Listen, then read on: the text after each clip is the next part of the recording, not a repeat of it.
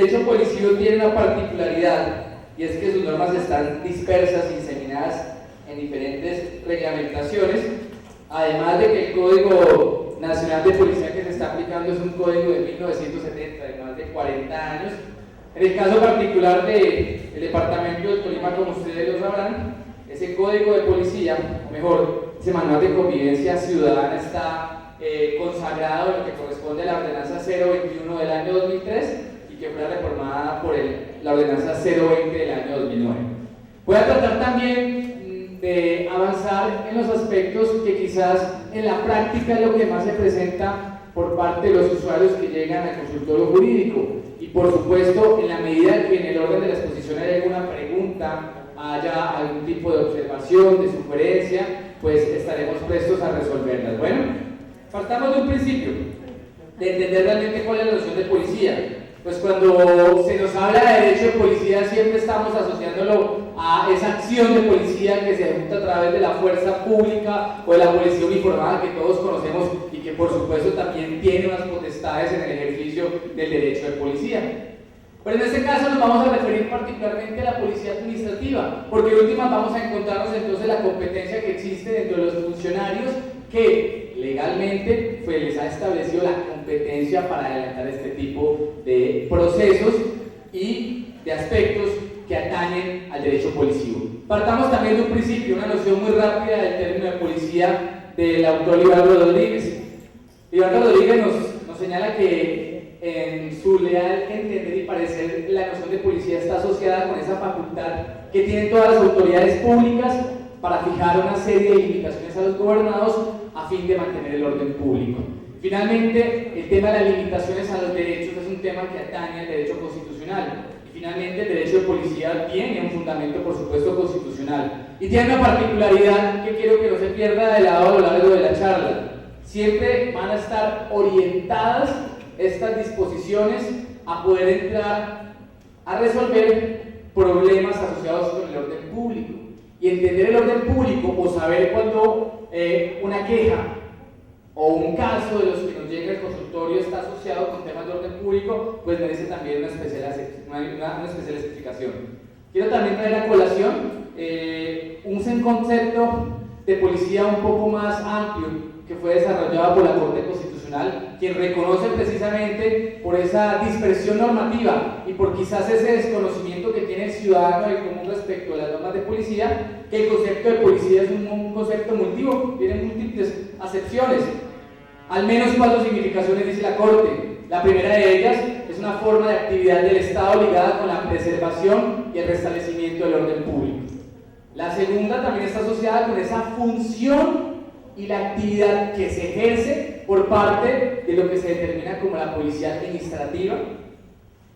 Otra sección habla de que la noción de policía está asociada a las autoridades encargadas de desarrollar estas formas de actividad, es decir, a esas autoridades administrativas, que en el caso de los municipios como Ibagué está en cabeza de los inspectores urbanos de policía y está en cabeza de los corregidores en la zona rural. Y por supuesto nos habla de un tercer término que les mencionaba ahorita, que el término de policía o la noción de policía siempre se ha asociado a ese cuerpo civil de funcionarios armados de la Policía Nacional, que tienen también unas misiones específicas y unas competencias regladas en torno al restablecimiento, al mantenimiento y a la garantía del orden público. También tenemos que cuando nos hablan de policía, y eso lo saben ustedes mejor, que se hace referencia a esos cuerpos que tienen también la posibilidad de prestar apoyo a las autoridades judiciales en el esclarecimiento de los delitos, la llamada policía judicial, que por supuesto nada tiene que ver con los asuntos que desde el punto de vista de la policía administrativa vamos a entrar a tratar de desarrollar. Esta es una sentencia que les recomiendo, además porque empieza a delimitar la potestad del poder de policía, la actividad de policía, la autoridad de policía, la configuración legislativa del poder de policía, y pues siempre trato de dejársela a mis estudiantes como referencia, que es la sentencia C024 de 1994 con ponencia de Alejandro Martínez Caballero.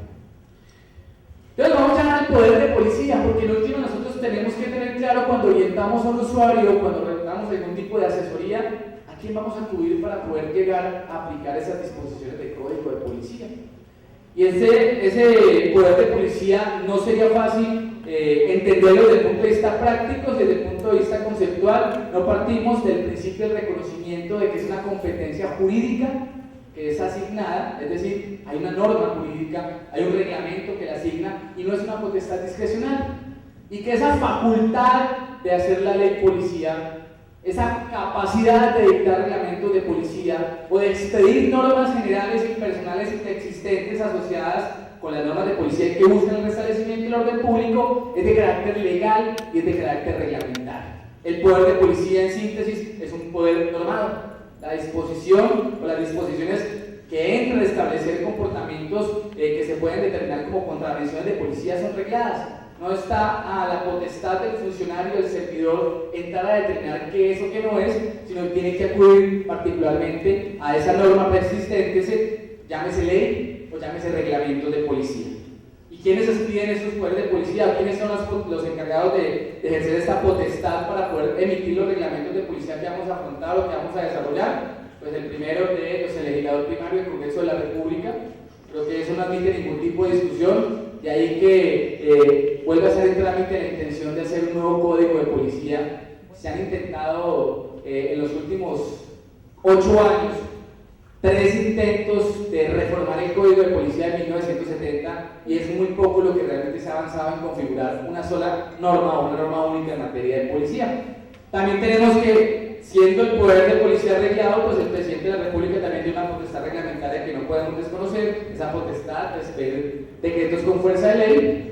Y a nivel seccional y a nivel municipal vamos a tener que remitirnos a las normas que las asambleas departamentales, los consejos municipales o distritales emitan desde el punto de vista del derecho policivo, que como les decía hace algunos momentos, el municipio de Ibagué no tiene un código de policía. Nosotros estamos aplicando, por supuesto, la norma ordenanzal que expidiera en el año 2003 la Asamblea Departamental, que es este manual de convivencia. También se reconoce a los consejos de las entidades territoriales indígenas la potestad de emitir dentro de su jurisdicción indígena sus propias normas de policía. La policía administrativa, ese es el poder o facultad que tiene la administración para aplicar limitaciones a la actividad de los gobernantes a fin de mantener el orden público y se caracteriza porque su finalidad es la conservación o el mantenimiento de esas condiciones. ¿Pero qué es el orden público? Y el orden público son tantas cosas que tendríamos que dedicarle casi que 2 horas a poder establecer cuáles son los lineamientos para poder determinar qué es y qué no es un atentado contra el orden público. Por eso les vamos a dejar plasmado de manera general de la siguiente manera: que el orden público es esa situación de regularidad, es la existencia dentro de la comunidad de esas condiciones necesarias para el desarrollo normal de la vida. Es decir, si se llegara a afectar con un comportamiento la normalidad de la vida dentro de una comunidad, dentro de una sociedad, se está atentando contra el orden público. Por supuesto, el decreto 1355 de 1970, que es el Código Nacional de Policía, o mal llamado Código Nacional de Policía, establece que el orden público es aquel que busca proteger y prevenir, y por supuesto eliminar todas las perturbaciones a la seguridad, la tranquilidad, la salubridad y la moralidad pública. Miren ustedes entonces todo lo que comportaría una eventual aplicación de estas normas de policía, y cuando hablemos en unos minutos sobre los procesos de policía en específico, pues vamos a entender el alcance que tiene el concepto de tranquilidad, de seguridad, de salubridad y de moralidad pública, que por supuesto no tiene nada que ver con la moral que conocemos desde el punto de vista subjetivo, sino con aquellos comportamientos que afecten directamente el orden público de una comunidad, bien sea por las condiciones en que se presenta o bien sea por las características del mismo.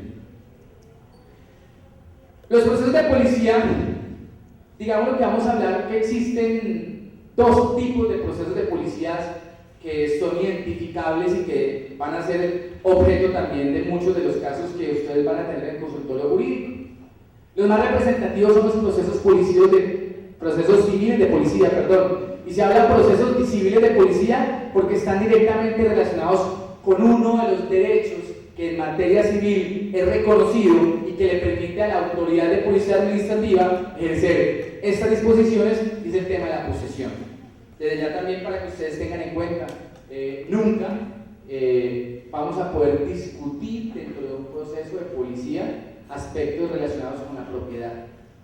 El derecho policíaco entra a resolver y, por supuesto, entra a debatirse todos los derechos asociados con la posesión, que es muy diferente al derecho a la propiedad, y de por sí es una de las razones por las cuales los funcionarios de policía administrativa rechazan de plano todas aquellas pruebas que se alleguen y que estén asociadas con el derecho a la titularidad o el dominio de un bien. Y por ello también el decreto 1355 de 1970 en su artículo 125 es muy claro en desarrollar que la policía solo podrá intervenir para evitar que se perturbe, es decir, que se afecte ese derecho a la posesión o a la mera tenencia que alguien tenga sobre un bien en caso que haya sido violado, para que pueda restablecerse y preservarse la situación que existía en el momento en que se produjo la perturbación.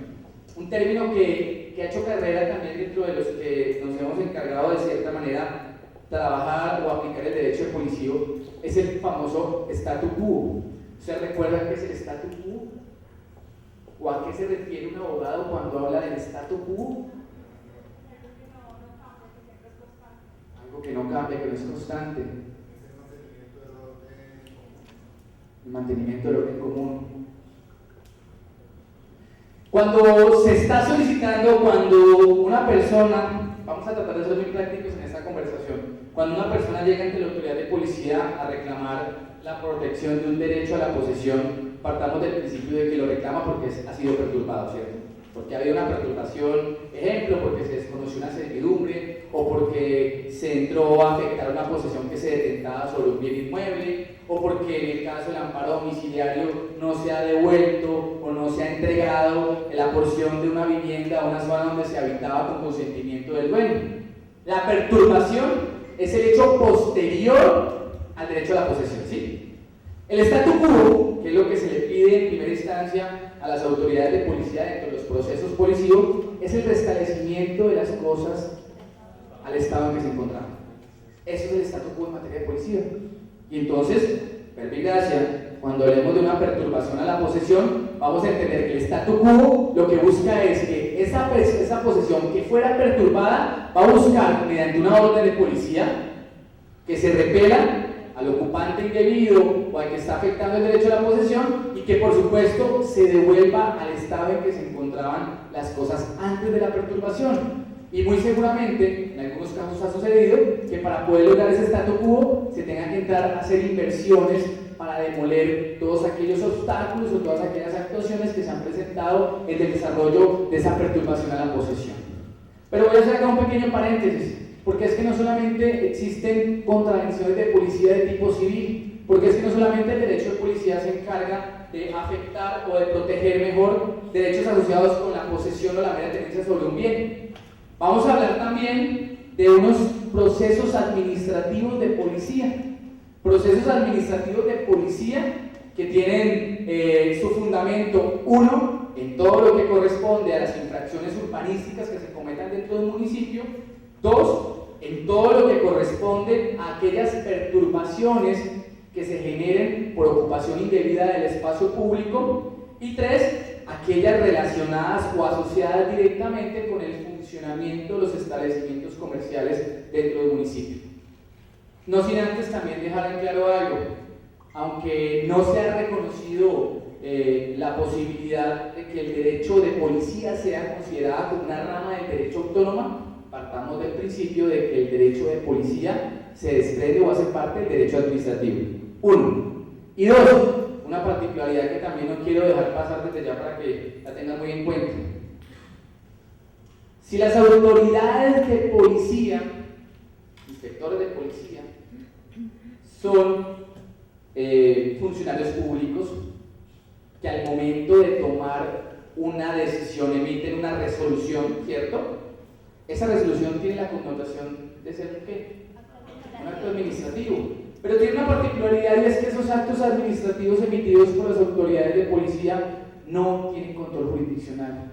Ustedes no pueden entrar a demandar una decisión de un inspector de policía ante la jurisdicción de lo contencioso administrativo. No hay la posibilidad de que se dé una discusión de nulidad y restablecimiento del derecho sin nulidad de ese tipo de actos administrativos. porque hacen tránsito a cosa juzgada. Y lo único que puede entrar a cesar los efectos de una decisión de policía es una sentencia judicial que sobre ese mismo proceso se esté adelantando. Porque la justicia policial tiene dos particularidades también. Una es de carácter preventiva, lo que se busca es prevenir afectaciones o eliminar las existentes. Dos, son decisiones que hacen tránsito a cosa juzgada y que tienen fuerza de sentencia judicial. Lo que decide un inspector de policía en primera instancia y en segunda instancia resuelto cuando se presentan los recursos por el secretario de gobierno, tienen la misma connotación de una sentencia judicial y por ello no puede rebatirse los argumentos o la motivación de ellos ante la jurisdicción contenciosa.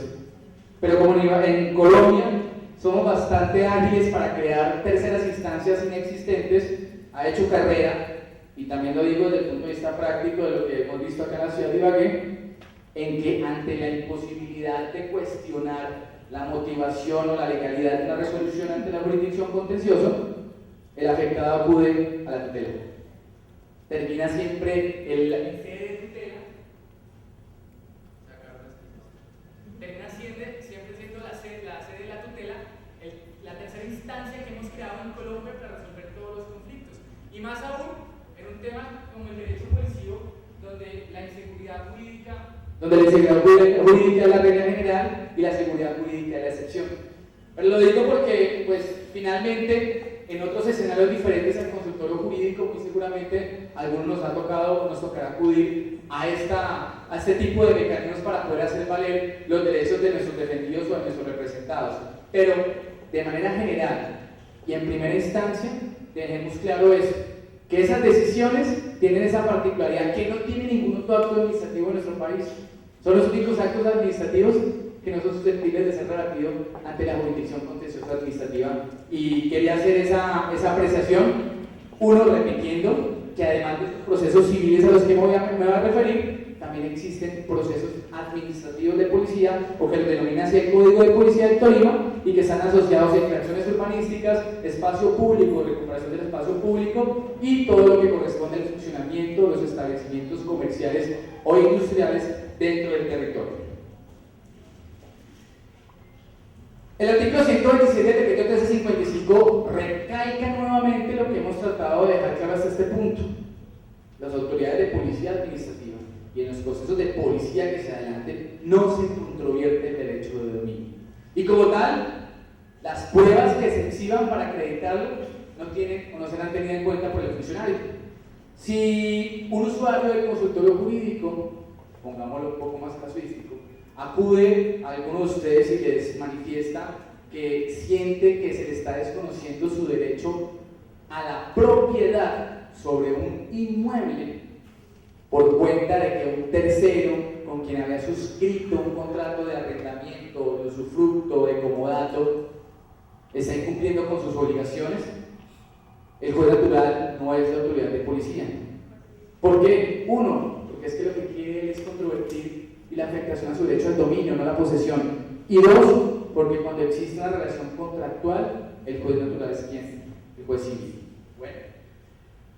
También, dentro de los aspectos particulares de la 1355, pues se establece que así como la autoridad de policía, el poder de policía generalmente tiene un carácter netamente preventivo, las medidas de policía que se tomen para la posesión o para proteger la posesión y la mera tenencia de unos bienes se mantendrán mientras un juez, por supuesto, un juez civil, no decida otra cosa. Y esa es quizás una también de las particularidades que hacen muy, de cierta manera, sui generis las decisiones de policía, que si bien no se pueden rebatir en sede de lo contencioso, sí están expuestas a perder su vigencia si un juez civil, en el caso de los procesos civiles, entra a tomar algún tipo de determinación al respecto. También, por ser uno de los elementos que se desprenden de la posesión, a través de los procesos de policía se puede amparar el ejercicio de la servidumbre. Y como ustedes recordarán, todo lo que corresponde a la servidumbre está regulado en el Código Civil a partir del artículo 879 y siguientes. Tan es así que el mismo decreto 1355 señala que la autoridad de policía competente tendrá que tener en cuenta los preceptos del Código Civil en materia de servidumbre, si es una servidumbre legal, si es una servidumbre natural, si es una servidumbre permanente, si es una servidumbre intermitente, si es una servidumbre de paso. Todos esos aspectos que lleguen a afectar la servidumbre pueden ser resueltos a través de la vía policiva para que el funcionario de policía ampare la afectación que pueda tener un poseedor, repito, un poseedor, no un propietario, dentro del elemento físico donde se afecte, donde se atente contra ese derecho a la servidumbre, que tendrá que supeditarse la regla del artículo 879. Y la protección que la policía preste al poseedor también se da al mero tenedor. Y también surge otra de las principales particularidades y los cuestionamientos que en la aplicación de las normas de policía se presentan. ¿Y cuál es la diferencia entre el poseedor y el mero tenedor? ¿Qué diferencia a un poseedor de un mero tenedor para poder también determinar que, a pesar de que los dos elementos es aplicable en las normas de policía, cuando nos encontramos frente a uno o frente a otro? El ánimo, el tiempo, ¿qué más? ¿Cómo así que el ánimo? El ánimo de señor y dueño, ¿qué significa eso? ¿Puede disponer del bien? ¿Puede enajenarlo el poseedor? Recuerden ustedes que en materia de posesión y materia de mera tenencia hay que también tener en cuenta los preceptos del Código Civil. La posesión es la tenencia de una cosa determinada con ánimo de señor y dueño, bien sea que el dueño o el que sea como tal tenga la cosa, es decir, materialmente ostente la posesión de la cosa por sí mismo o por otra persona que la tenga en lugar o el nombre de él. Y el poseedor tiene una particularidad, que se reputará como dueño mientras otra persona no justifique serlo. Aquí vuelvo y repito y hago hincapié nuevamente que una escritura pública, un certificado de libertad y tradición, una promesa de compraventa o cualquier otro tipo de acto contractual que se pretenda exhibir dentro de un proceso de policía no tiene ningún tipo de peso jurídico. Aunque no exista tarifa legal, la reglamentación policial es clara. Aquí lo que tiene que acreditar la persona que es, uno, que ostenta la posesión o la mera tenencia, y dos, que la misma ha sido perturbada por un tercero. Aquí no interesa si existen contratos, si existen escrituras, si existen certificados de libertad y tradición, sino solamente que la persona tenga materialmente la cosa respecto al cual se le ha privado de su posesión. Y también para tenerlo como referencia y como parte de los elementos que ustedes tengan en cuenta el consultorio, la mera tenencia está asociada cuando se ejerce sobre una determinada cosa o sobre un determinado bien, no como dueño, sino en lugar o en nombre del dueño. Y ahí están los casos del usufructuario, del acreedor prendario, del secuestre, del usuario del derecho de un derecho de uso de habitación, entre otros elementos que caracterizan la mera tenencia, y que a diferencia del anterior, que no reconoce dueño, no reconoce como dueño a un tercero de ese bien sobre el cual ostenta la posesión, en la mera tenencia siempre se da ese reconocimiento. Y también pues decirles a ustedes que no podemos olvidar que en la mera tenencia el paso del tiempo no la transforma en un derecho de posesión, ni tampoco el mero tenedor podrá nunca alegar una prescripción adquisitiva del dominio. Bueno, simplemente de manera de referencia, a pesar de que lo que estamos hablando acá es que cuando se afecte la mera tenencia o la posesión, es que se puede acudir ante la autoridad de policía o ante el funcionario de policía. Ese es quizás el proceso de policía más común, o el que de una manera más recurrente se presenta desde el punto de vista civil: el amparo policivo de perturbación a la posesión o la mera tenencia. Cuando uno de los casos o cuando algunas de las consultas que lleguen a ustedes estén orientadas a una afectación a esa posesión o a esa mera tenencia que injustificadamente un tercero entre a discutir con el poseedor, el tenor de la cosa, el proceso a adelantarse es un amparo de policía por perturbación a la posesión, que como decíamos ahora es un mecanismo preventivo dirigido a restablecer el poder que el poseedor tenía sobre el bien mueble o inmueble que detentaba la posesión. Es decir, restablecer lo que llamábamos el statu quo, restablecer la situación de hecho al estado anterior a la perturbación o a la pérdida de la posesión o tenencia por parte del querellante sobre ese bien. Palabras más, palabras menos, una querella policiva que esté orientada al amparo, al derecho a la posesión o a la mera tenencia, debe tener como pretensión principal que,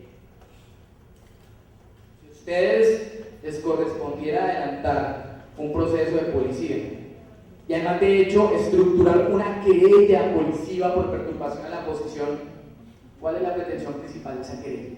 ¿O a qué se apuntaría esa querella? ¿A qué la oriento yo? Primero que, antes de restablecer, por acá, suspender, mejor, cesar la perturbación. Yo que les digo, primero, señor inspector de policía, cese de manera inmediata la perturbación que se está presentando sobre el bien inmueble ubicado en la zona tal, del sector tal, del barrio tal.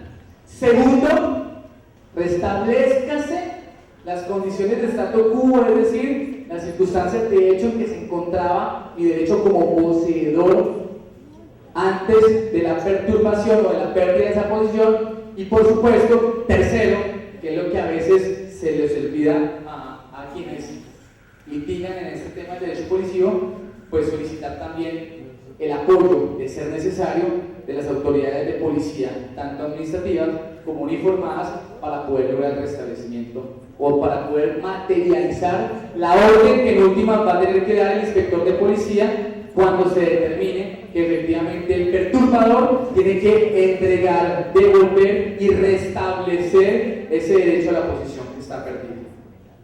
Hay otro proceso también que es muy común, sobre todo por algo muy particular que se presenta en la ciudad de Ibagué. Nuestra ciudad es una ciudad universitaria, es una ciudad donde muchos de los habitantes son de otros municipios. Acá muy seguramente algunos de ustedes llegaron de otras provincias y al adelantar sus estudios acá en la ciudad, pues finalmente terminaron residenciando, domiciliándose en esta ciudad. Se presenta un proceso de policía también bastante particular, que es el amparo domiciliario. Y digo particular porque es que el concepto de domicilio que conocemos nosotros desde el punto de vista del derecho civil es bastante diferente al concepto de domicilio que desde el punto de vista del derecho policivo se entra a aplicar cuando se requiera hacer uso de estas disposiciones. El caso es el siguiente. Una tía que con todo el cariño del mundo recibe a su sobrino que viene del municipio de Chaparral porque va a estudiar Derecho en la Universidad Cooperativa de Colombia, Ibagué. Entonces le dice: mi hijo, mire, ahí está esa habitación, utilícela, quédese acá, pórtese juicioso, eso sí, y vayas a estudiar.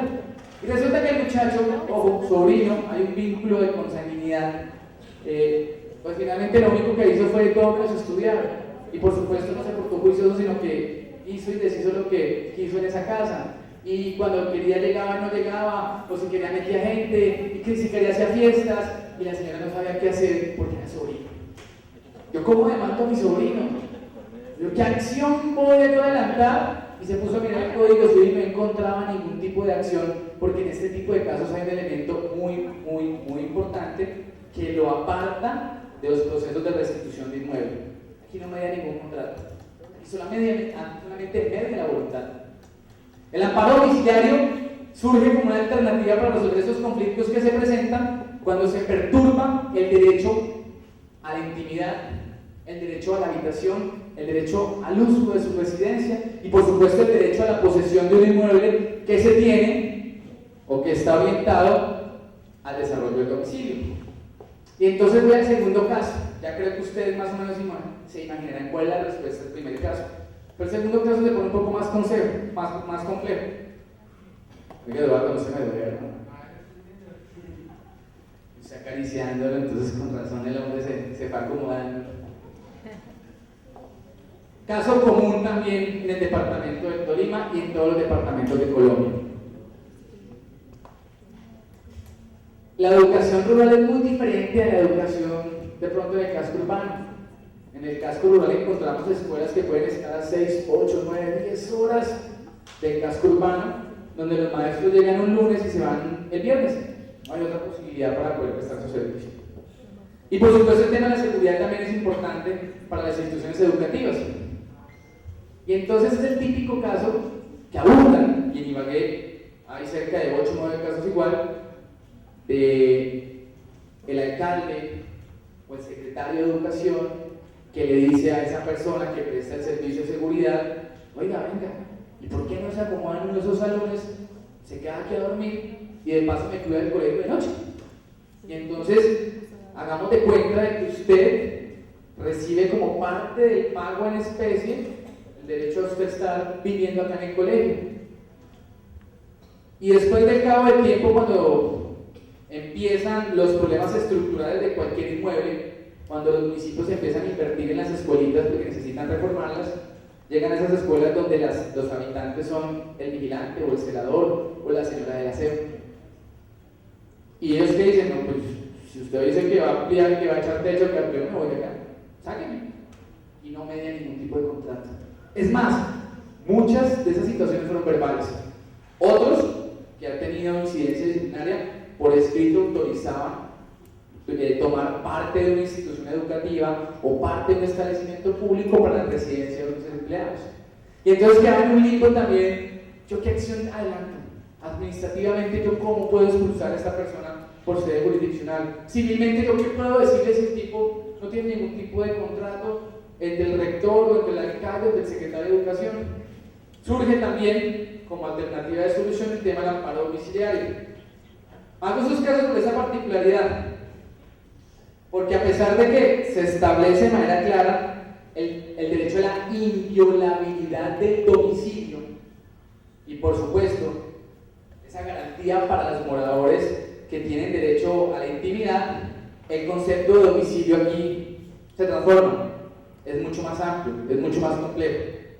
Se entiende para los efectos de este estatuto como domicilio establecimientos de educación, clubes sociales, círculos deportivos, lugares de reunión de corporaciones privadas, oficinas, talleres, recintos donde se trabaja, parte de tiendas y sitios abiertos al público que se reservan para la habitación o oficina, aposentos de los hoteles cuando hubieran sido contratados en arriendo o hospedaje, casas, edificios, departamentos, estén o no estén divididos por pasajes. Y miren ustedes que mientras en derecho civil decían que el domicilio es el lugar de residencia de una persona, acá el domicilio policivo se amplía a toda una serie de inmuebles.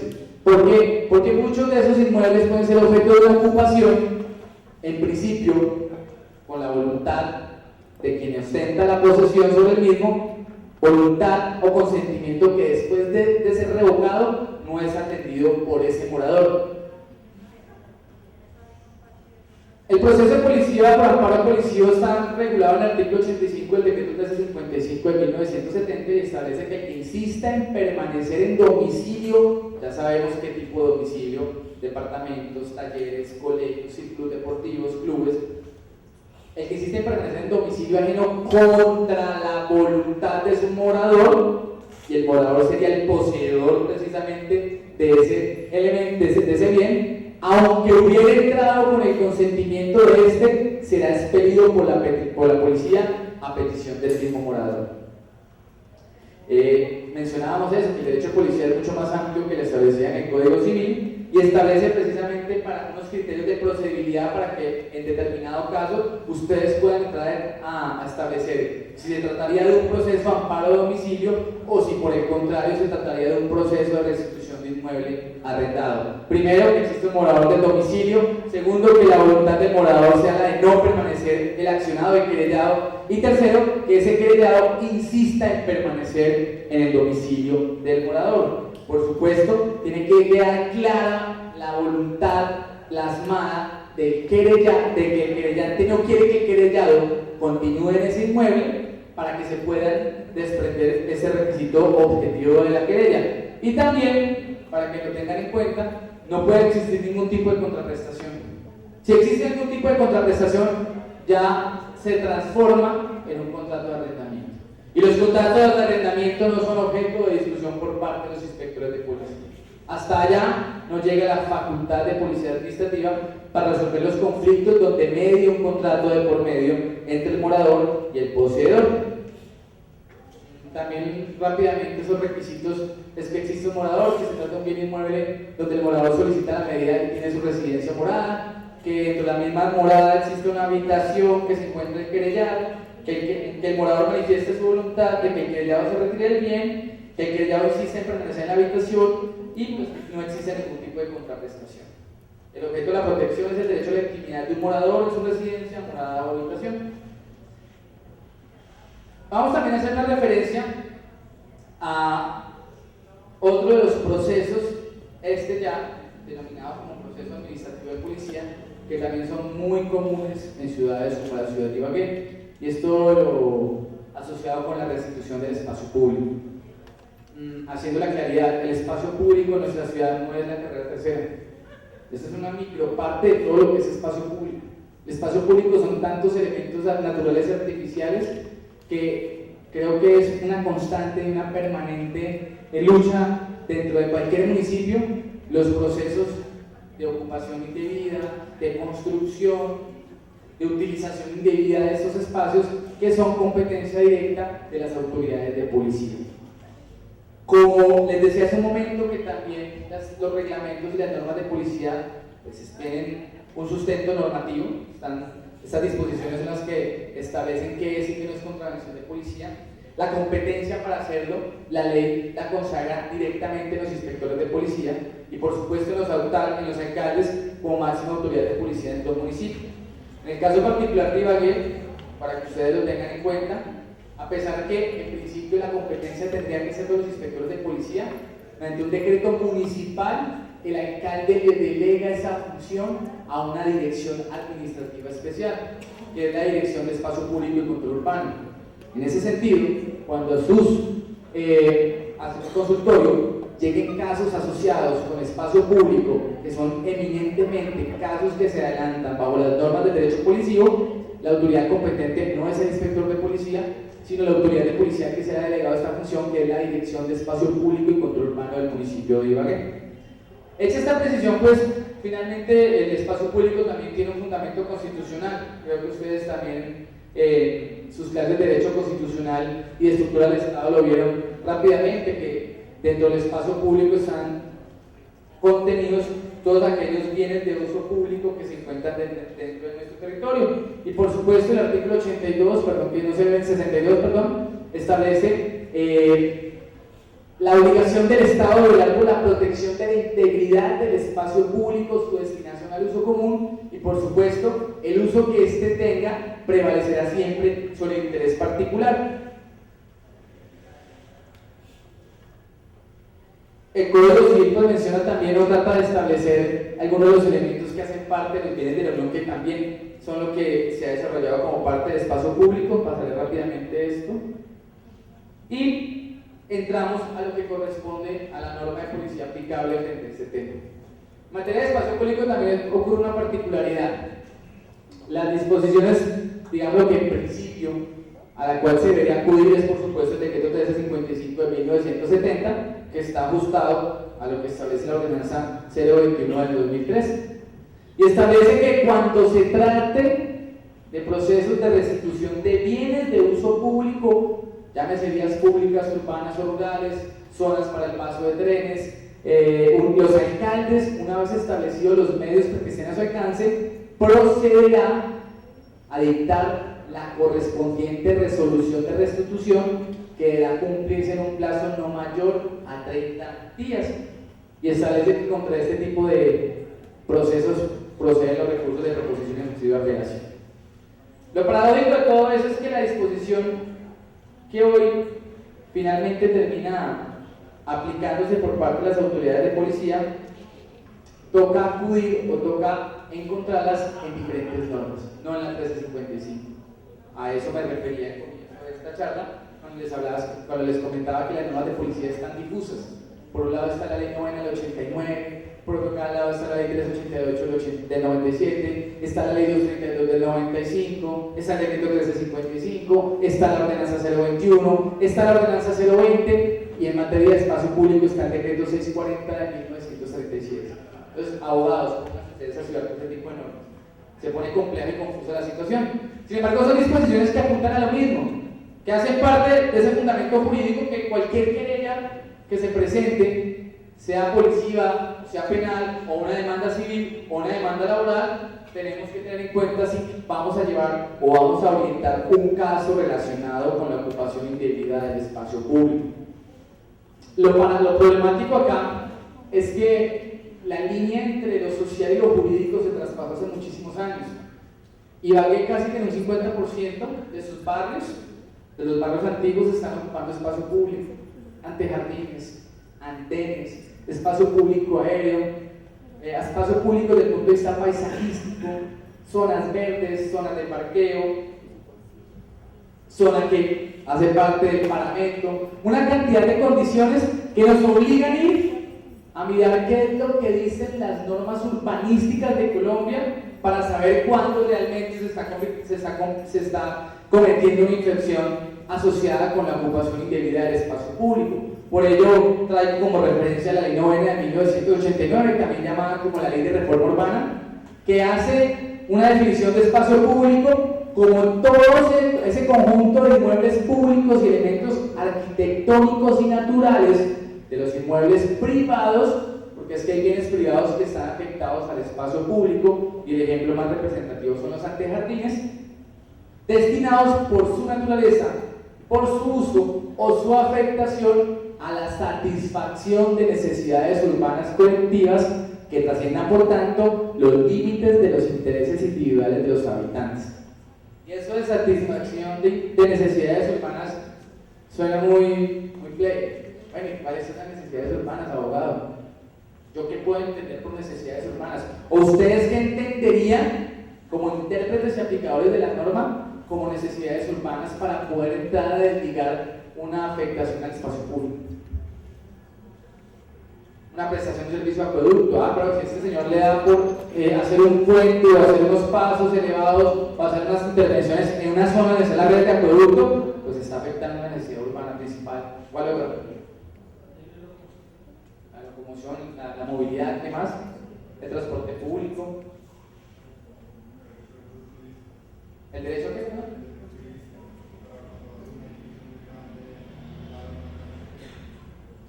Ese es el paisajismo, y a veces la gente se ríe, pero el paisajismo es espacio público, hasta tal punto de que la norma paisajística se desprende de las intensidades del uso del suelo que las normas urbanísticas del municipio determinen.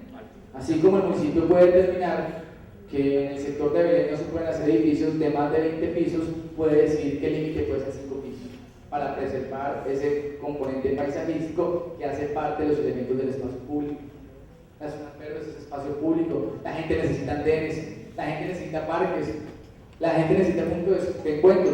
Las necesidades urbanas son todos esos elementos que a veces pasamos por alto, naturales y arquitectónicos, y que son fundamentalmente parte de los elementos que dentro del espacio público parecieran invisibles, pero que satisfacen esas necesidades urbanas. Elementos arquitectónicos como, por ejemplo, los paraderos, el mobiliario urbano, y entendamos por mobiliario urbano todo aquel que está empotrado en el espacio público. Y ese empotramiento o esa adhesión en el espacio público obedece a las normas que en materia de utilización del espacio público se hayan aprobado por la respectiva corporación pública, llámese particularmente consejos municipales.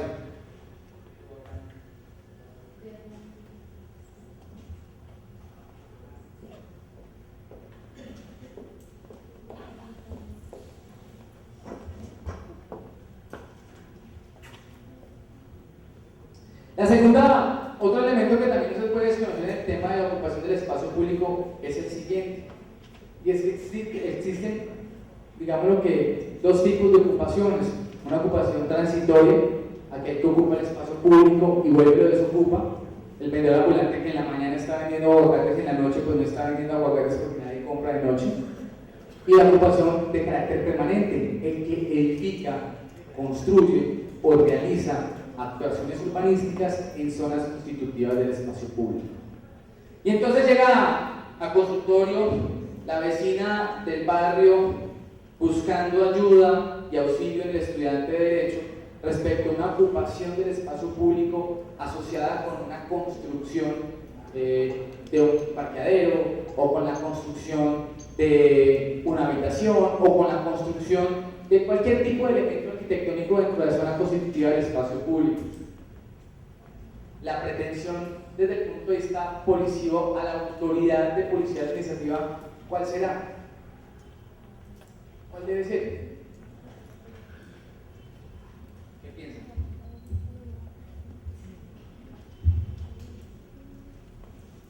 Repito la pregunta. La queja es puntual. Oiga, joven doctor, mire, allá en el pie de mi casa, en la partecita donde está el andén, un señor cogió y sacó la casa y hizo un parqueadero para meter el carro de él. Entonces la gente ahora tiene que pasar, bajarse de la vía, porque el señor ocupó todo el andén. ¿Usted qué le pide a la autoridad de policía?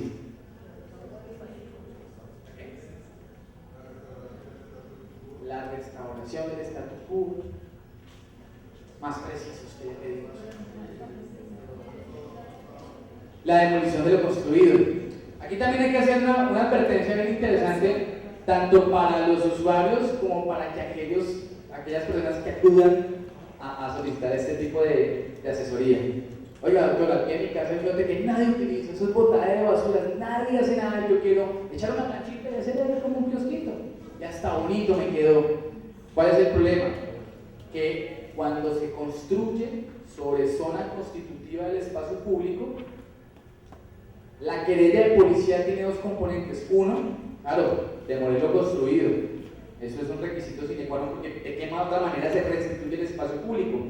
Pero el segundo elemento lo desarrolla la Ley 388 de 1997, que establece el establecimiento de multas sucesivas que pueden ir de 25 a 30 salarios mínimos legales mensuales vigentes por cada metro cuadrado construido. Hágase la cuenta. Entonces el kiosquito que muy seguramente se gastó 3 bultos de cemento, unas tejitas y unas columnas, y eso puede costarle 3 millones de pesos, se convierte en una multa de 18 millones de pesos. Y es una advertencia que se va a hacer porque, así como en el tema de la restitución del espacio público, en todo lo que corresponde a las infracciones urbanísticas, lo que se solicita ante la autoridad de policía es, uno, por supuesto, la sanción por el incumplimiento de esas normas o esas disposiciones, y dos, la imposición de una multa. Multas que, repito, en el caso del espacio público y en el caso de las infracciones urbanísticas se establecen de acuerdo al metro cuadrado que en este caso, que el funcionario delegado, acá en Ibagué se delegan ingenieros y arquitectos para hacer el proceso de medición, establezca para que se haga la resolución condenatoria. Más allá de los conflictos sociales que se desarrollan en torno al espacio público como elemento de carácter colectivo, más allá de las complicaciones que se generen en torno a la restitución de los elementos constitutivos de espacio público, el decreto 640 de 1937 casi que nos empieza a internar en todo lo que corresponde al control urbano.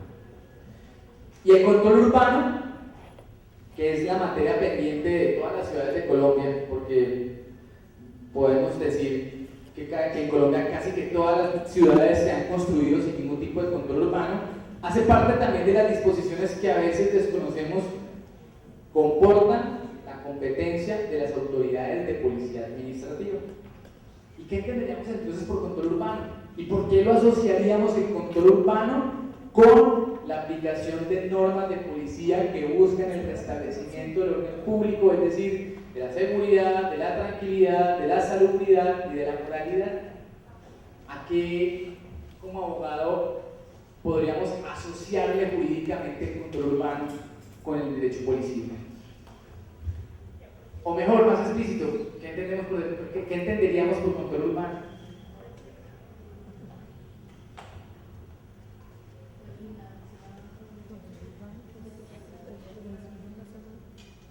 Un elemento, la vigilancia, supervisión y el cumplimiento del buen manejo del espacio público. ¿Qué más sería control urbano?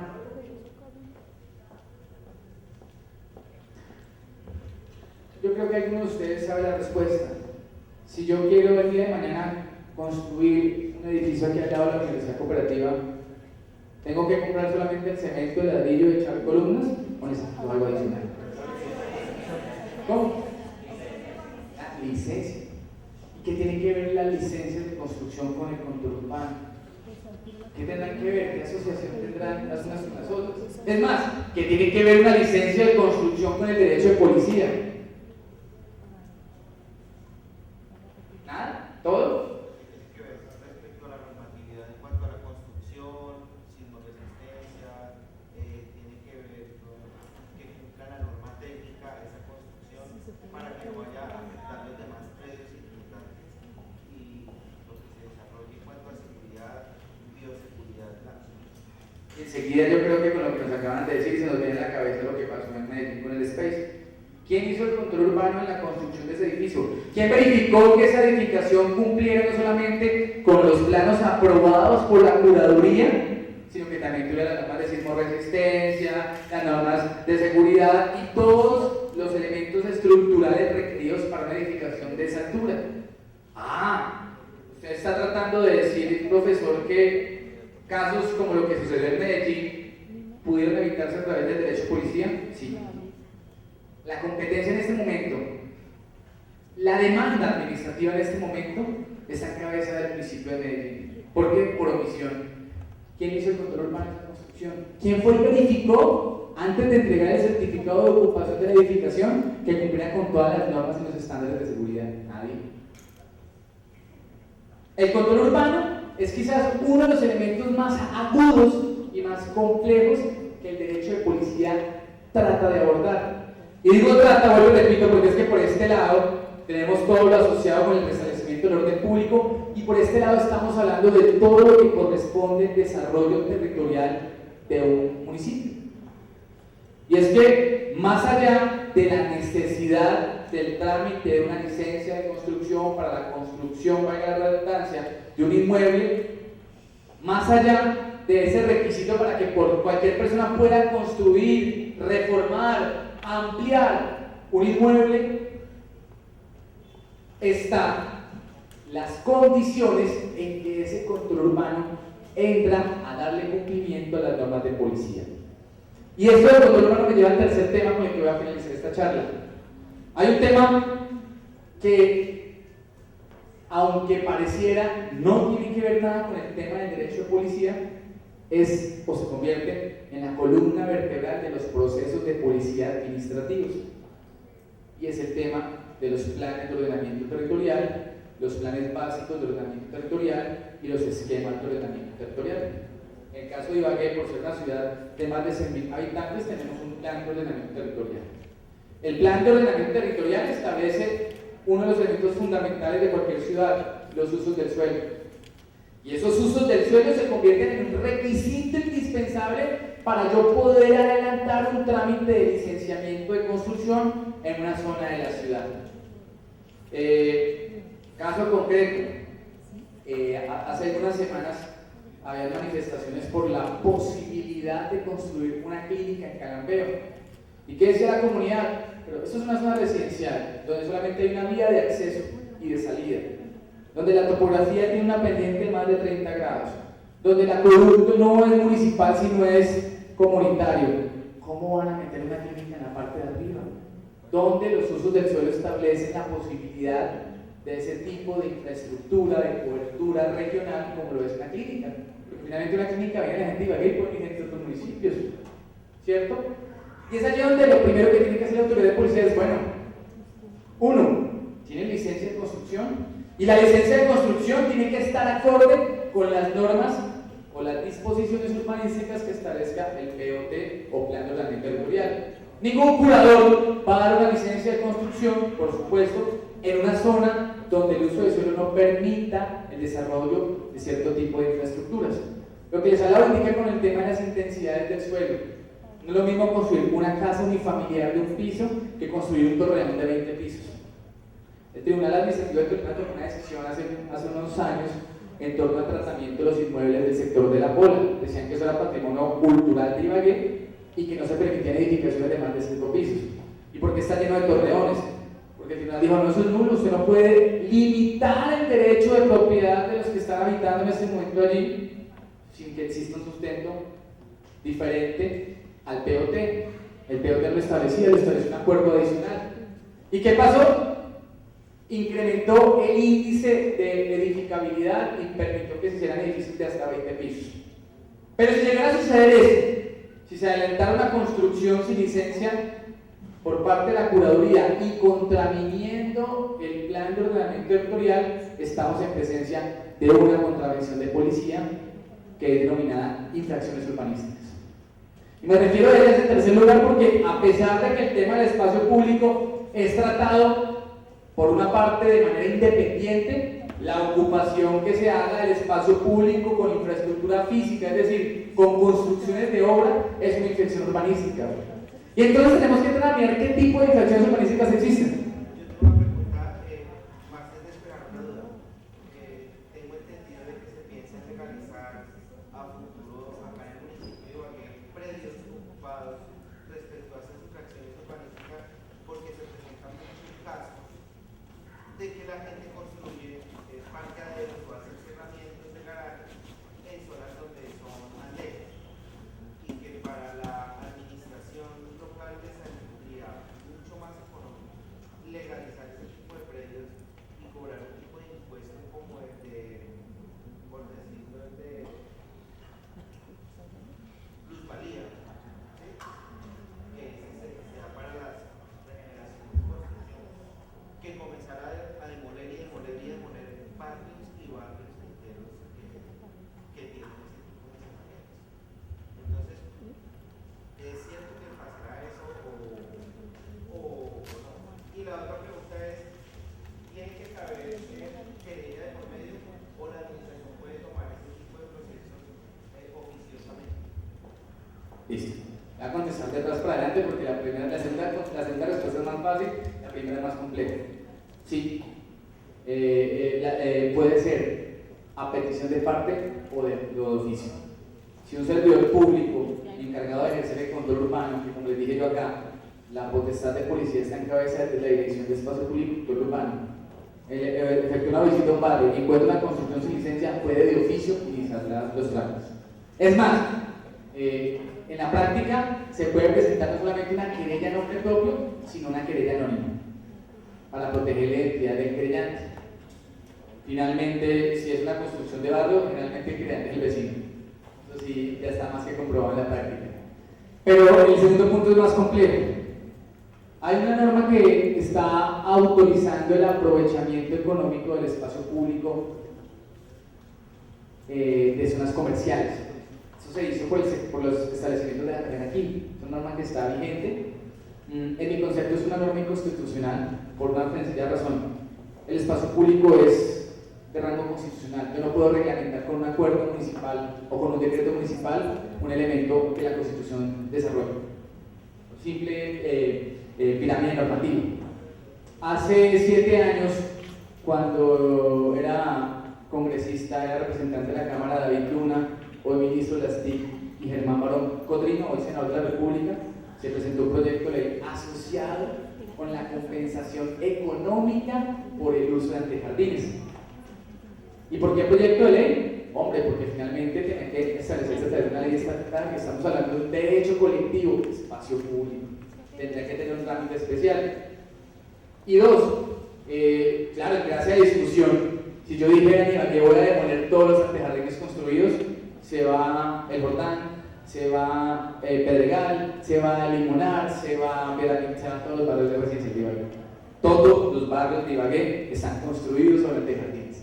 O sea, todos desarrollaron, pues si a mí me entregan una escritura y en su escritura dice, consta de una casa de 2 pisos de 145 metros y un antejardín de 12 metros, pues el antejardín es mío, yo lo ocupo, pero es que eso está afectado al espacio público. Hasta el momento solamente se ha hecho con comerciantes. La discusión jurídica es esa. Yo sí puedo, como alcalde, autoridad de policía, compensar económicamente, que me paguen, llámese un arrendamiento, llámese una compensación, o llámese un tributo por el uso del espacio público, siendo el espacio público un derecho de carácter colectivo de rango constitucional. En mi concepto no. Es más, cuando tuvimos la posibilidad de elaborar como director de espacio público urbano, nos pidiéramos defender una disposición ante el Consejo de Ibagué que establecía de peligroso ilegal. ¿Yo cómo voy a ir a reglamentar algo de la Constitución? Me salto todas las clases de derecho constitucional y derecho administrativo simplemente para solucionar un tema global. Ese problema lo tienen todas las ciudades de Colombia. Y aquí la única respuesta es que el legislador legisle, vaya la redundancia, sobre un tema que tiene un rango constitucional. Hay un vacío en ese tema y hoy eso que se está hablando de compensación de usos ante jardines solamente se está utilizando en establecimientos comerciales que están sobre corredores viales primarios, carrera quinta, no más. Y creo que son unos pocos los que están pagando. Pero no tienen, vuelvo a repetir, asidero jurídico. Si les estoy diciendo, o les mencioné hasta que funcionó esto, Julio, me lo puedo arreglar, hasta que les mencioné hace un momento, que el espacio público es un derecho constitucional y que la norma policía busca restablecer cuando se afecte ese derecho colectivo denominado espacio público. Entonces, es bien interesante la discusión y, vuelvo a repito, acá sería desconocer todo lo que corresponde a la pirámide de jerarquía normativa que conocemos desde nuestras primeras clases de derecho. Y particularmente cuando se acude al tema del POT por infracciones urbanísticas asociadas a una construcción sin licencia, tenemos que también tener claro, cuando un usuario llega al consultorio, qué es y qué no es una infracción urbanística. Porque es que no todas las intervenciones que yo hago dentro de un inmueble requieren licencia de construcción. ¿Me explico? No es lo mismo yo construir, echar plancha y hacer 2 pisos que hacer modificaciones o arreglos internos. No es lo mismo cambiar ventanas que es cambiar toda la estructura del inmueble. La ley 388 de 1997, vamos a ver si permite que sea un poco más gráfico, establece una serie de comportamientos que corresponden a infracciones urbanísticas. Infracciones urbanísticas, repito por quinta vez creo ya, se considera una contravención de policía. Uno, es infracción urbanística todo tipo de construcción, ampliación, modificación, adecuación y demolición de edificaciones, sea en el suelo rural o sea en el suelo urbano, que contravengan los planes de ordenamiento territorial. Es decir, que como abogados, en el evento de que se quiera establecer una querella por infracción urbanística, lo primero que yo tengo que hacer por responsabilidad con mi usuario es, miremos el POT, déjenme ver cómo establece el uso del suelo allá. Efectivamente se está construyendo sin licencia algo que va en contravía del POT. Podemos iniciar un proceso administrativo ante la Dirección de Espacio Público y Control Urbano por esa infracción urbanística que se está cometiendo. Gustavo. Acabas de mencionar que sea en el suelo rural o en el suelo urbano. Sí. Como bien sabemos, el nombre es curaduría urbana y que regula es solamente urbano. Entonces, ¿ante quién se debe sacar los permisos para las construcciones rurales? Y nos damos cuenta que en ninguna de las partes, incluso hay algunas veredas que son más urbanas que rurales. Caserío, como son Teresa, es un área que es prácticamente urbana. Caserío es como un barrio por el que más grande que Chapetón. Y todas las casas han sido construidas a partir de 1977, según la historia de la misma vereda, sin necesidad de sacar licencia alguna. No ha habido todavía ninguna intervención. Eso ha generado últimamente incluso que los desechos de las aguas residuales caigan a las quebradas, las partes quebradas reales que tienen a su alrededor, generando así que ni siquiera Cotorima pudo imponer una sanción en estos días, incluso en una reunión con ellos, porque pues un problema prácticamente donde se necesita la intervención de la alcaldía para construir unos podos sépticos que beneficia a la comunidad, y no como lo pretendían primero porque creían que era la última casa la que venía el agua. Entonces, ¿ante quién se hace? Buena pregunta, Gustavo, y buena pregunta porque finalmente uno tiene ese concepto, es que el inspector urbano es urbano y el corregidor es rural, cuando hablamos de contravenciones de policía de carácter civil. La Dirección de Espacio Público y Control Urbano es urbana, ¿y quién hace el control urbano en la zona rural? Primer punto, el municipio es una entidad, sea rural o urbano, es una entidad. La competencia de los funcionarios de policía es dentro del territorio municipal. Si dentro del organigrama de la administración municipal se estableció, en el caso de los inspectores de policía, que había 3 inspectores urbanos, y 17 corregidores, pues hombre, es porque se asignó competencias, unos en el suelo urbano, otros en el suelo rural. La Dirección de Espacio Público y Control Urbano comporta hacer una precisión de lo que es y lo que no es urbano. Y usted hace la pregunta asociada, bueno, pero es que en lo urbano está el curador urbano y hay curador rural. No, cuando se hacen construcciones en la zona urbana, se saca licencia de construcción. Cuando esa construcción es un conjunto residencial o una actuación urbanística de mayor magnitud, es una licencia de urbanización. Cuando se hacen construcciones en el suelo rural, ante la curaduría urbana se debe tramitar una licencia de parcelación. La licencia de parcelación es el documento idóneo para determinar si la construcción que se está haciendo en suelo rural está cumpliendo o no está cumpliendo con las normas urbanísticas y por supuesto con las normas asociadas del POT. ¿Qué ha pasado en Santa Teresa? Perdón, termino Gustavo, porque ¿qué ha pasado en Santa Teresa? Todos que han hecho a espaldas a espaldas de la curaduría urbana. Vuelvo y repito, el control urbano en Colombia es pésimo. En Ibagué les voy a mencionar solamente 3 ejemplos para que nos demos cuenta. Un curador a quien se tramite una licencia de parcelación tiene que tener en cuenta qué tipo de construcción se va a hacer. No es lo mismo hacer una vivienda campestre que hacer una vivienda permanente. Porque una vivienda permanente, como el nombre lo dice, de manera permanente se están vertiendo una serie de elementos residuales de la vivienda de los que allí habitan. Y si yo sé que en Santa Teresa no hay alcantarillado y no existe un acueducto oficial sino un comunitario, pues ya tengo que establecer qué tipo de parcelas se pueden construir allá. Si a mí me dicen es que vamos a hacer 20 casas de 3 pisos con parqueadero de piscina, pero ¿cómo lo van a manejar ambientalmente? ¿Cómo van a garantizar el tema de los servicios públicos? Lo mismo sucedía o sucedió, porque ya está materializado casi un 70% en la zona de mitigación que queda entre la Martinica y Cañadas Potrerito, que la curaduría dio licencia de parcelación para 90 casas en una zona, 90 casas en una zona que no tiene alcantarillado ni acueducto. Entonces, por supuesto, la infracción al POT, que es lo que se está planteando, o lo que estamos planteando en este caso como abogado en ese conflicto, es que el uso de suelo allá no era para parcelación de vivienda permanente. El tipo de vivienda que se puede hacer en suelo rural es la vivienda para los trabajadores que trabajan, vaya la redundancia, en esas parcelas agrícolas. Pero cuando usted lo que hace es construir 90 casas campestres, se está generando un proceso de urbanización en suelo rural, no de parcelación. Y jurídicamente, en nuestro concepto, es una infracción urbanística. Hoy, en ese segundo caso que le menciono, ¿qué hizo la autoridad, la autoridad municipal? Ante el trámite que se empezó ante la autoridad de policía, suspendió parcialmente los efectos del POT que pretendía la parcelación de vivienda permanente en esa zona. Finalmente ya el 70% de las casas están construidas. El conflicto ahora es, bueno, ¿qué va a pasar con todas las aguas servidas, las aguas lluvias y las aguas de las que se producen?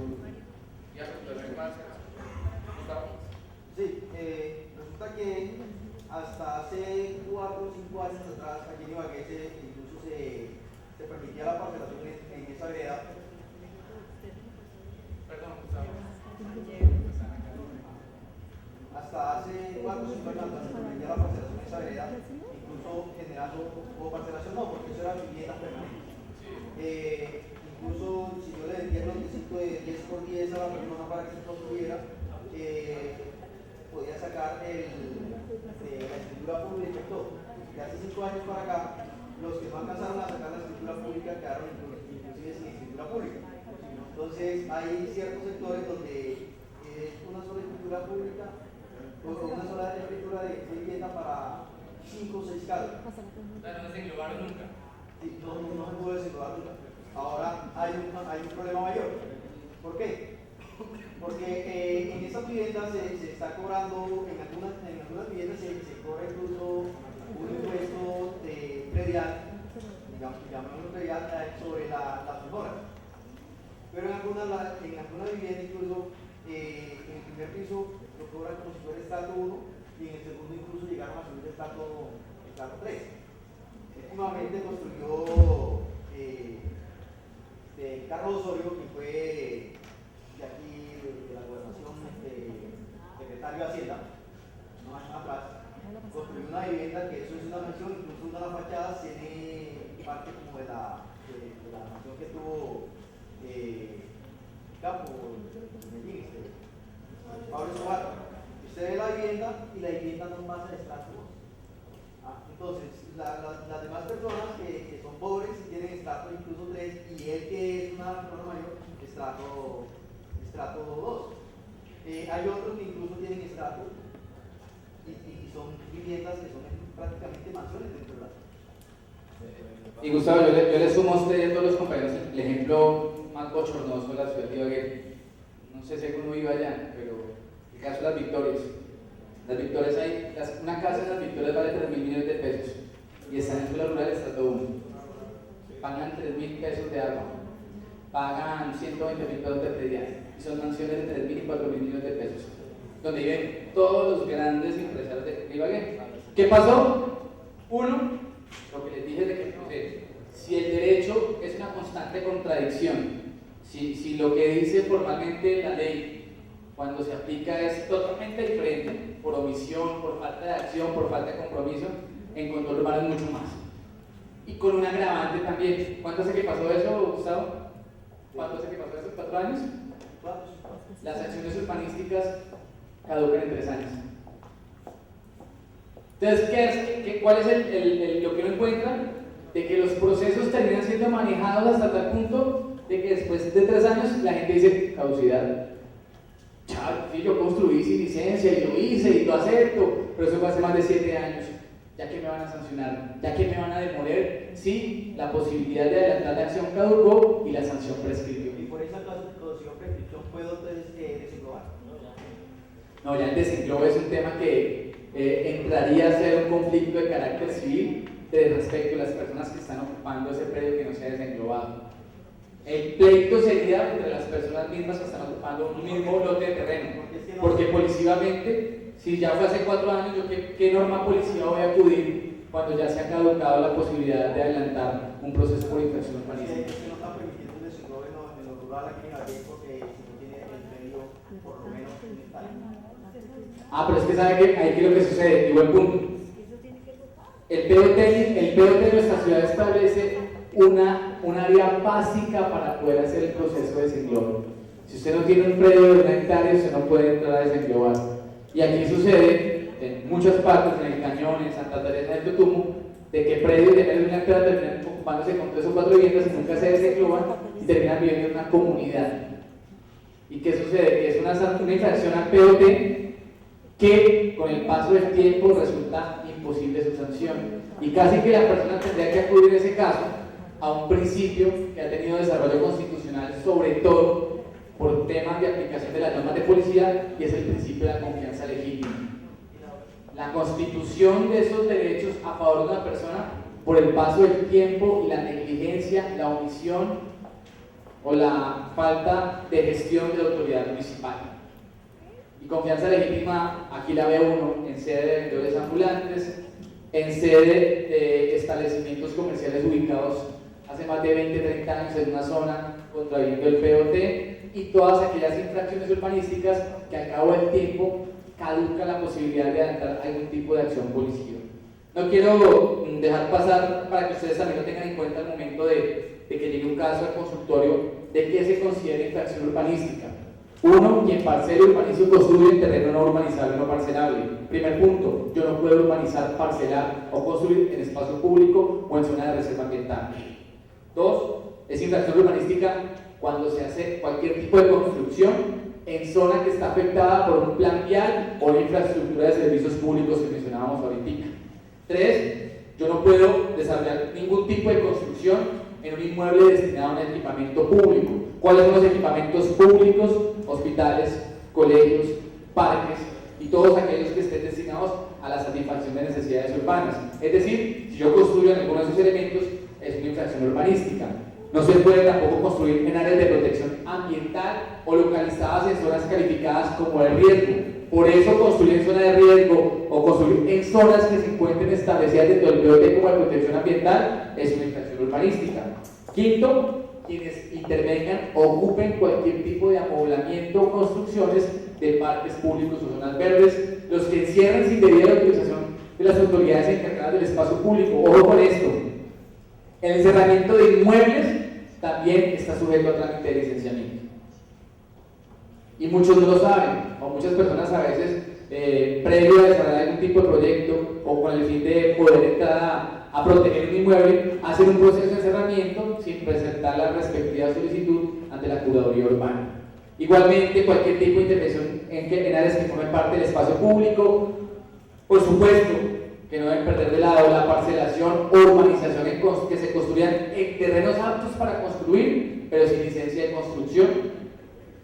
Los que demuelan inmuebles declarados de conservación arquitectónicas cometen una infracción urbanística. Los que parcelen terrenos aptos para actuaciones en contradicción de lo presentado por la licencia. Es decir, si a ustedes llega un caso donde la persona exige una licencia de construcción y ustedes verifican que la licencia de construcción es para una edificación de 2 pisos y el señor construyó 4, pues está contraviniendo para lo cual fue autorizado y entra entonces a cometer una infracción urbanística que es competencia de la autoridad de policía.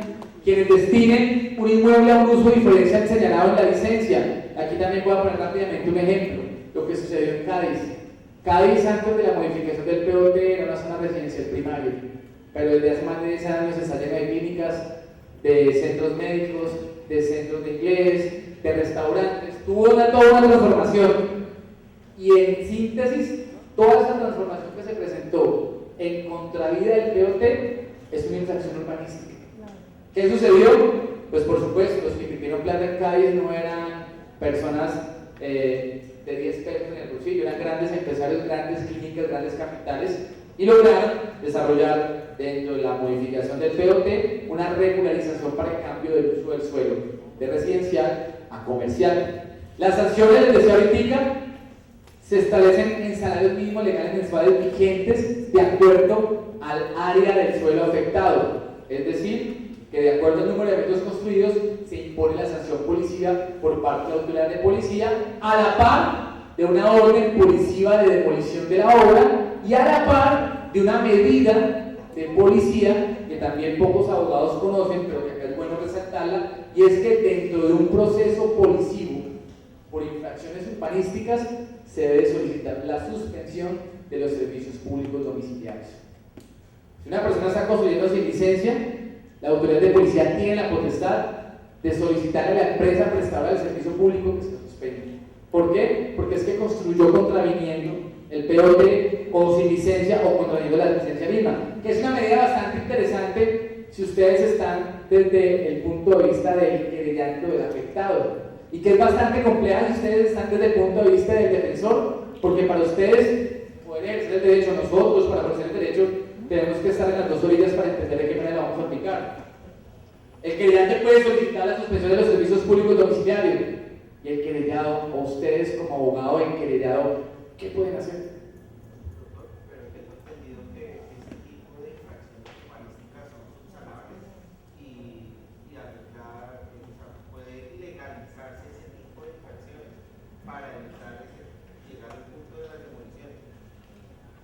Creo que hasta las sanciones en salarios mínimos son aplicables siempre, pero ya las últimas 2, que es la demolición y la suspensión de servicios, puede suspenderse y no llevarse a cabo por la subsanación de la infracción urbanística realizada.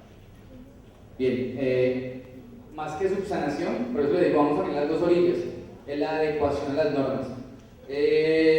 Si en el caso particular del consultorio jurídico, aunque no debería ser de los asuntos que se lleven a cabo, pero la ley lo permite, llega una persona que efectivamente ha construido sin licencia, que tiene un proceso administrativo en espacio público y que le han iniciado no solamente una medida de suspensión de obras, sino también un proceso de sanción y demolición de lo construido.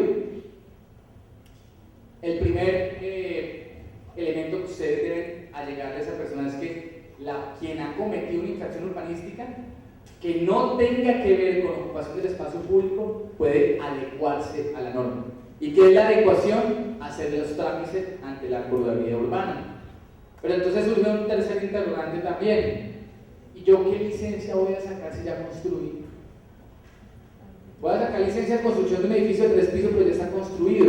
En esos casos, lo que se hace es o lo que se asesora es un trámite de licencia de reconocimiento de la edificación, que por supuesto, para que le digan a su cliente, es mucho más costoso.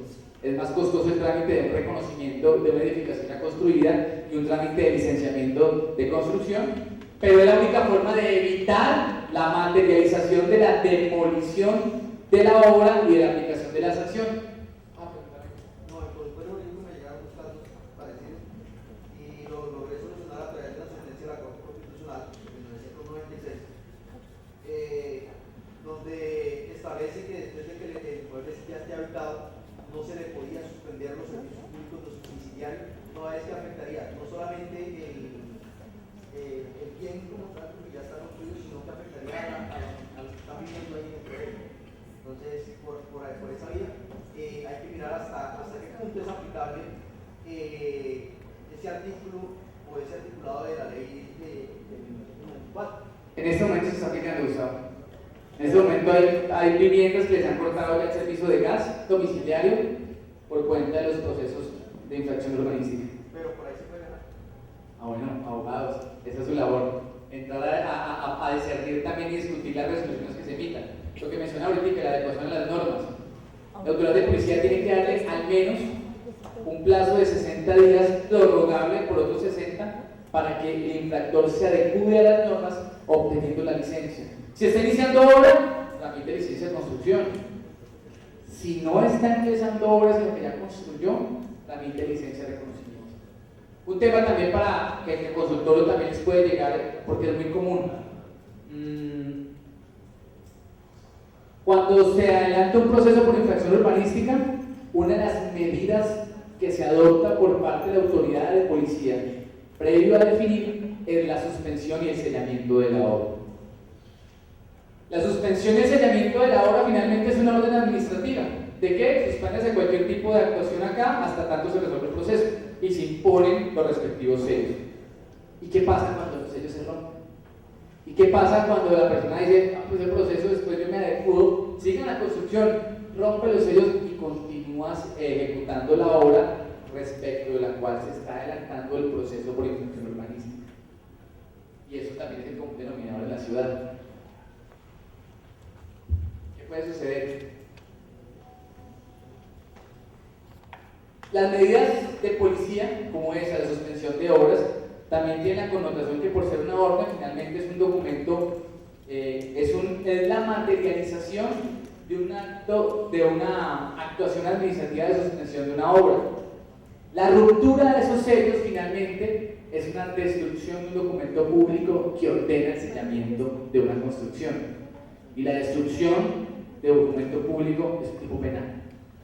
Y aquí, aunque no conozco el primer fallo, sí se han adelantado denuncias contra los infractores urbanísticos que, a pesar de que se les han sellado las obras, han continuado construyendo y han roto los hechos. Para que de pronto no hagamos cometer ese error a quien esté infringiendo este tipo de disposiciones, pues finalmente las implicaciones van a ser no solamente de tipo administrativo, sino también desde el punto de vista del tipo penal. Y pues finalmente también hay que decir que la demolición de las obras, cuando estas no son realizadas por el infractor, el municipio puede a su costa hacerlas y cobrárselas por vía coactiva al que se le ordenó la demolición de lo construido. Por último, porque creo que ya se me acabó el tiempo, no quiero dejar de lado que, como les decía, así como los procesos administrativos por infracción a las normas urbanísticas dependen consustancialmente del POT, de la misma manera dependen los procesos de policía por perturbación a la tranquilidad o por funcionamiento de los establecimientos comerciales. Hoy en nuestro país existe una normatividad que está recogida en la Ley 232 de 1995 que establece los requisitos para que un establecimiento comercial pueda funcionar dentro de los territorios municipales de nuestro país. Y el documento o el elemento que siempre se convierte en el obstáculo y en el elemento para que un proceso policial tenga éxito es el POT. Me explico. El típico caso de los bares, tabernas o discotecas en zonas residenciales. Entonces llegan a consultar a las señoras que yo tengo al lado de mi casa, una señora que tiene una tienda, pero mentira es que no es tienda, sino que adentro tiene cancha de teos. y juegan hasta las 11 de la noche. Entonces cuando suena mecha se me despierta el niño, se me despierta el perro, la gallina empieza a cantar, yo me vuelvo loca, ¿qué hago? Hombre, pues finalmente para poder funcionar ese establecimiento tiene que cumplir con unos mínimos requisitos. Si los voy a decir rápidamente: uno, estar inscrito en Cámara de Comercio, tener registro mercantil; dos, cumplir con todas las normas relativas al uso del suelo, y las normas del uso del suelo que están contenidas en el plan de ordenamiento territorial del respectivo municipio; tres, cumplir con las normas de salubridad o de salud pública; cuatro, en el caso de que sean establecimientos comerciales que ejecuten música públicamente, tienen que pagar derechos de autor a SAICO y a CIPRO, que es una discusión que se ha gestado, pero finalmente tienen que decretar el pago de derechos de autor. Y por último, tienen que contar con todos los certificados de las autoridades sanitarias y bomberiles en torno a lo que corresponde a la prevención de riesgos, que tengan su botiquín, que tengan su extinguidor, que tengan sus baños, que tengan todas las normas de salubridad. Este tipo de infracciones, diría yo, hace parte de casi que el 70% de los procesos de policía que hoy se llevan en las inspecciones de policía de Ibagué. El funcionamiento de los establecimientos comerciales y de los industriales, porque es que el POT también establece zona para la ubicación de las industrias. Y si usted ubica una industria de cueros o una industria de tintorería en una zona residencial, pues está presentando problemas para la salubridad de los habitantes del barrio, para la tranquilidad de los habitantes del barrio. Es decir, se está presentando un problema de orden público y por ende tendría que entrar a acudirse, bajo los preceptos de la norma de policía, a la actuación a través del funcionario de policía. Aunque es un proceso bastante simple de adelantar, muchas veces el cambio de razón social ha hecho de que los procesos se dilaten en el tiempo. Se llamaba Pablo las llaneritas, ahora se llaman las potreritas. Entonces vuelvo y empiezo inspector porque le pido la nulidad de lo actuado. Con la reforma que se hizo en el Código de Policía del Tolima, y es una norma que actualmente están aplicando los inspectores de policía, se establece en ese tipo de procesos administrativos, cuando la razón social se cambie, pero la actividad siga siendo la misma, el mobiliario siga siendo el mismo, la actividad siga siendo la misma, el proceso continúa. Porque el proceso se adelanta no contra el establecimiento como tal, sino contra la actividad que se desarrolla contraviniendo los usos del suelo para el sector en que estaba establecido. Yo sí realmente les pido excusas. Esta charla traté de sintetizar al máximo, pero eso es una materia que yo dicto en un semestre académico en la Universidad de Tolima, porque es bastante complejo. Era bastante arriesgado, le decía yo a Julio en 2 horas tratar de ver todo el derecho de policía, pero por lo menos les quise hacer un paneo de lo que desde el punto de vista civil, desde el punto de vista administrativo y conceptualmente, que fue lo que en primera instancia vimos, son los aspectos que muy seguramente ustedes van a tener que tratar en el consultorio jurídico y que tendrán que acudir por competencia en primera instancia ante las autoridades policías del municipio, en este caso inspectores urbanos de policía, y para el caso de infracciones urbanísticas y de violación al espacio público, Dirección de Espacio Público y Control Urbano. Se me acabó el tiempo, muchas gracias, muchísimas gracias. El comité X del día tal eran 22 millones de pesos y eran 28 millones de pesos. Por eso es que se hace tanto énfasis en las cotizaciones, que el valor no vaya a ser inferior a lo que realmente vale o cueste el valor la compra o servicio.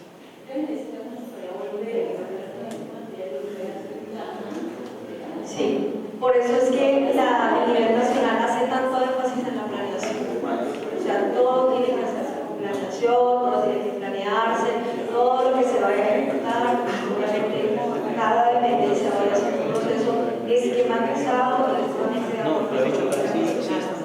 ¿por qué? Porque quedó aprobado, eran los 60 tomos, quedó especificado, pero realmente se hizo la cotización inicial porque se pudo cotizar de peso. Pero, ¿qué pasa?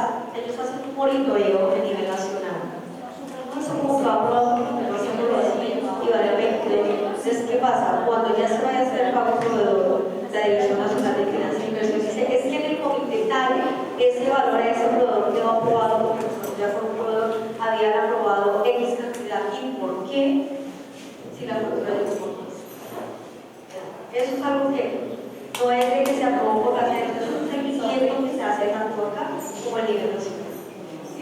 ellos piden un consolidado, un compilado de la compra más mínima a la compra nacional. No, es que no, en el momento teníamos existencias y ya no vendieron. Entonces, por eso es que hemos tenido mucho inconveniente con los proveedores. Incluso también puedes estar detrás de ellos para que los coticen. De arriba, sí, de arriba, sí. Entonces, a veces por la existencia, no pueden tener la certeza de que no van a cotizar el 100% del material. Esa parte será una que ustedes escalarán. Adriana, por ejemplo, cuando se efectúa una cotización general de los proveedores, se mantiene el precio por un mes, por 2 meses, porque la solicitud de compra se tarda más que eso cuando ya van a comprar el proveedor, ya ha subido el precio. Entonces tiene que volver a hacer una solicitud. Por lo menos generalmente con este módulo que entra a operar, para que ya compra clientes que tendrá que ingresar a la solicitud, porque es que en el mes ingresan un promedio de 100, 110, lo mínimo que se ingresa solicitudes en el mes son 80 solicitudes, que en estos momentos no se está ingresando. O sea, no solamente ingresar, sino que también hay que escanear la cotización, hay que apuntar, hacer la justificación, bueno, todo lo que conlleva hacer eso. ¿Cuál es la ventaja ahorita que tienen? Es precisamente eso,